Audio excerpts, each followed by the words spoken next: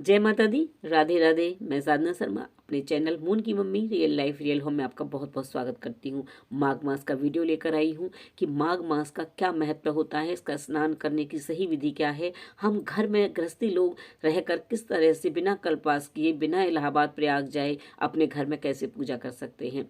सावन के महीने की महिमा सभी ने सुनी है, मंदिरों में भीड़ लगी रहती है। कार्तिक मास में सब तुलसी पूजन करते हैं, आंवला पूजन करते हैं, पूजा पाठ करते हैं। लेकिन माघ मास के बारे में हमारे जो बच्चे हैं आजकल के, वो बहुत कम जानते हैं। पहले हमारे ऋषि मुनि महात्मा, बुजुर्ग महिलाएं, बुजुर्ग हमारे जो लोग थे वो कल्पवास करते थे, इलाहाबाद में जाकर कल्पवास करते थे और माघ मास स्नान भी करते थे। तो मैं आपको बताऊंगी कि आप घर में रहकर इसको कैसे करें। देखिए, माघ मास का जो स्नान होता है ना, वो भगवान श्री कृष्ण को बहुत प्रिय होता है। सारे देवता जल में निवास करते हैं और हम गर्म पानी को छोड़कर धीरे धीरे ठंडे पानी से नहाना स्टार्ट कर देते हैं। सूर्य उदय के समय सुबह, यानी जब सूर्य लालिमा लेता है ना, उससे पहले हमें स्नान कर लेना चाहिए तारों की छांव में। पहले क्या था, जब कार्तिक मास का लास्ट आता है ना, तभी सर्दियां शुरू हो जाती थी अच्छे से, और ये मौसम आते आते थोड़े मौसम में गर्मी आने लगती थी और गर्म पानी को छोड़ के ठंडे पानी से स्नान करना शुरू हो जाता था। लेकिन अब क्या, दिसंबर तक भी पंखे चलते हैं, मौसम में इतनी ठंडक नहीं आती, और इन दिनों में आकर जब माघ मास आता है तो बहुत ठंड हो जाती है।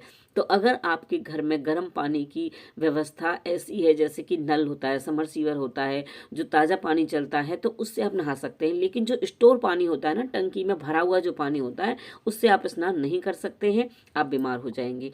तो और गर्म पानी में गंगा जल भी नहीं डाला जाता है, तो आप स्नान कैसे करें। तो मैं आपको बताऊंगी कि इनमें तिलों का बहुत महत्व होता है। आप अपने जल में तिल का पेस्ट बनाकर रख लें, जरा सा सब पेस्ट डालें और आप स्नान करें और कृष्ण भगवान की पूजा करें, लड्डू गोपाल की, श्री हरि विष्णु भगवान की पूजा करें। लड्डू गोपाल की आपको पूरे माघ मास में सेवा करनी है। अगर आपके पास लड्डू गोपाल नहीं है, राधा कृष्ण जी की पूजा कीजिए। घर में पूजा नहीं कर पाते हैं, आप मंदिर में जाके पूजा कीजिए और तिल का सेवन कीजिए, तिल से स्नान कीजिए।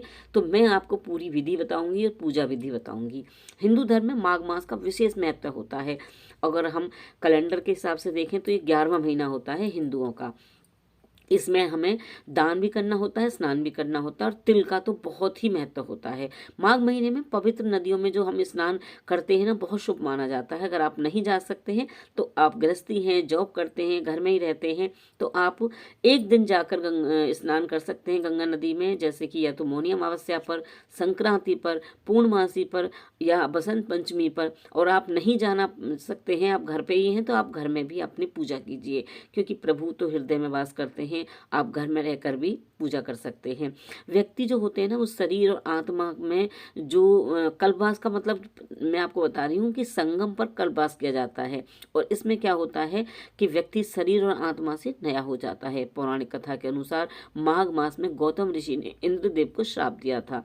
जब इंद्रदेव को अपनी गलती का एहसास हुआ तो गौतम ऋषि से क्षमा मांगी, और गौतम ऋषि ने इंद्रदेव को माघ मास में स्नान करने के लिए बोला, प्रायश्चित करने को कहा, और इंद्रदेव ने माघ मास में गंगा स्नान किया और अपने उनको श्राप से मुक्ति मिली। तो इसलिए इस महीने में पापों से मुक्ति मिलती है स्नान करने से, जब हम माघ मास में गंगा स्नान करते हैं। माघ मास में जब आप पूजा करें तो भगवान श्री कृष्ण की, राधा कृष्ण की, श्री हरि विष्णु भगवान की पीले फूलों से पूजा करें। पंचामृत बनाएं, और अगर आप बना सकते हैं तो रोज पंचामृत बनाएं। अगर रोज नहीं बना सकते तो जो खास दिन होते हैं उनमें आप जरूर बनाएं। माघ मास में कृष्ण भगवान के मंत्रों का जाप करें। पवित्र नदी में स्नान करना चाहें तो बहुत अच्छी बात है। अगर कोई निर्धन व्यक्ति है तो आप उसको भोजन कराएं। भोजन में आप तिल जरूर डालें। संभव हो तो एक समय का ही भोजन करें, यानी कि खिचड़ी बना लें, या पूरे माघ मास में अगर आप खिचड़ी का दान करते हैं, खिचड़ी बनाकर खाते हैं, एक समय भोजन करते हैं, दिन में फल वगैरह ले लेते हैं, तो बहुत अच्छी बात रहती है। नहीं तो आपकी जैसे आपकी बॉडी की रिक्वायरमेंट है उसी हिसाब से आप पूजा करें, उसी हिसाब से आप व्रत रखें। इस माह में आप सात्विक भोजन करें, आप लहसुन प्याज ये सब ना खाएं, और आपको कृष्ण भगवान की ही पूजा करनी है। गर्म पानी को धीरे धीरे छोड़ दें, यानी कि जैसे पहले बहुत तेज गर्म पानी से नहाते थे, तो धीरे धीरे नॉर्मल पानी से नहाना स्टार्ट कर दें।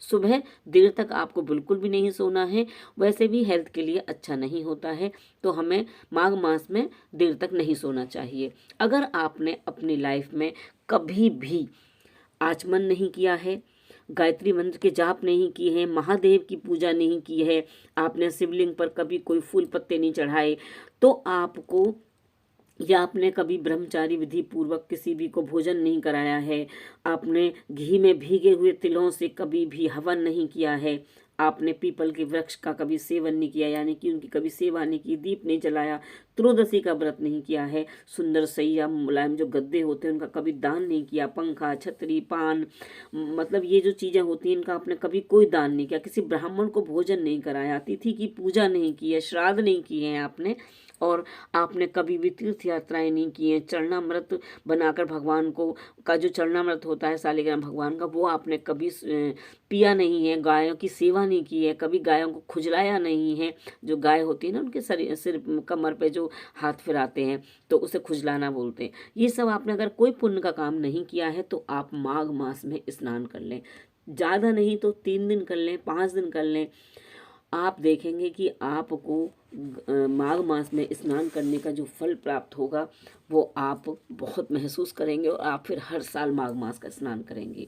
आप सूर्य उदय के समय स्नान कर लें, उसके बाद आप अपने घर में अपना जो मंदिर है उसमें पूजा करें। हो सकता है मंदिर जाएं, अगर मंदिर ना जा पाएँ तो घर में अपने लड्डू गोपाल की सेवा करें, जो आपके भगवान हैं।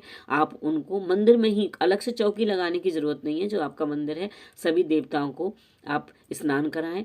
अगर आपके पास तस्वीर है तो उनको अच्छे कपड़े से गंगा जल से पोंछ दें, फिर उनको आप टीका चंदन लगाएं।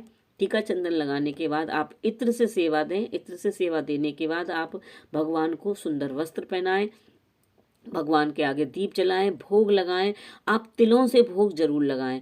आप तिल का उपटन बना लें लड्डू गोपाल के लिए, या आप तिल से भगवान को स्नान करा दें। आप उनका जो जल है उसमें तिल डाल लें, जो आप उनको भोग लगाते हैं उसमें भी तिल डाल लें, इत्र की सेवा दें। आप देख रहे हैं कि मैं इस तरह से भगवान को रोज इत्र की सेवा देती हूँ, और इससे लड्डू गोपाल भगवान बहुत प्रसन्न होते हैं।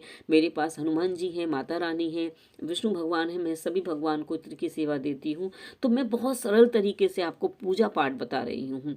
कुंवारी लड़कियां भी इसी तरह से पूजा पाठ कर सकती हैं। क्वेश्चन आया था कि कुंवारी लड़कियां क्या माघ स्नान कर सकती हैं इस तरह से, तो हाँ, वो भी इस तरह से पूजा पाठ कर सकती हैं। आपको पापों से मुक्ति मिलती है, मोक्ष की आपको प्रधानता होती है, स्वर्ग की प्राप्ति होती है। माघ स्नान ये सब हमें देता है। तो इस तरह से आप अपने भगवान को श्रृंगार दें और उन्हें सुंदर आसन दें, दीपक जलाएं, धूप बत्ती जलाएं, तुलसी की सेवा करें, यानी तुलसी में जल चढ़ाएं, अपने पितरों को जल दें, अपने मुख्य दरवाजे पर सफाई करके जल डालकर आप अपना जो दिया जलाते हैं वो दरवाजे पर भी घुमाएं अपने कुलदेवी और पितरों के नाम से, और आप तुलसा जी में दिया जलाएं। आप शंकर भगवान की पूजा करें, शंकर भगवान को काले तिलों से मिश्रित जल चढ़ाएं। अगर आप मंदिर में चढ़ा सकते हैं तो मंदिर में चढ़ाएं, घर में अगर आपके पास शिवलिंग है तो आप घर में चढ़ाएं।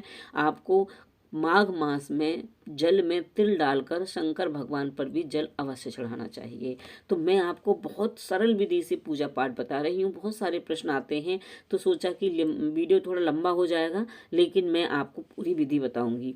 तो इसमें आप अगर माघ मास में 3 स्नान जरूर करने चाहिए तो आपको पूरा फल मिलेगा। जैसे कि मौनी अमावस्या होती है, मकर संक्रांति होती है, पूर्णमासी होती है, और इसमें बसंत पंचमी भी आती है।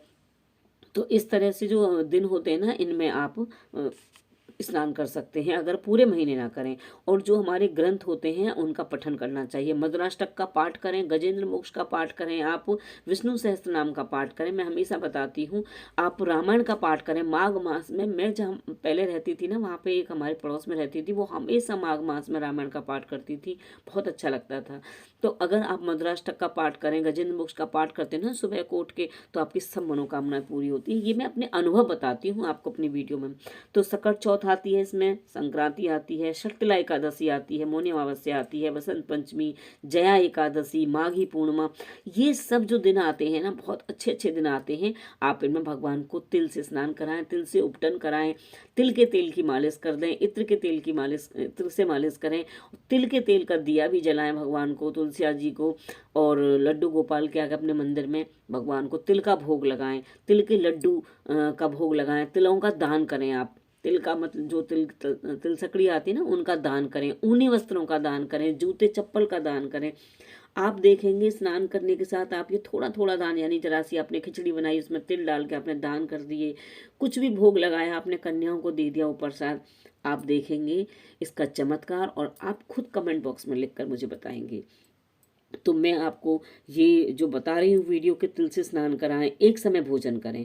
हो सकता है जैसे सुबह आपने नाश्ते में कुछ ऐसा खा लिया और फिर आपने 4 बजे करीब आप खाना खा लें, तो 4 बजे जो खाना खाएंगे उसमें आप तामसी भोजन ना खाएं, यानी लहसुन प्याज नहीं होना चाहिए आपके खाने में, और आप खिचड़ी बना के खा लें, बाजरा की खिचड़ी तिल डालकर बना लें, बहुत अच्छी लगती है और सर्दियों में शरीर को भी गर्म रखती है। हो सके एक बार गंगा स्नान जरूर करें, और मूली और धनिया का आपको त्याग करना होगा। आई होप कि आपको हमारी वीडियो पसंद आई होगी। वीडियो पसंद आए तो लाइक कीजिएगा, शेयर कीजिएगा। टिल देन बाय बाय, जय माता दी।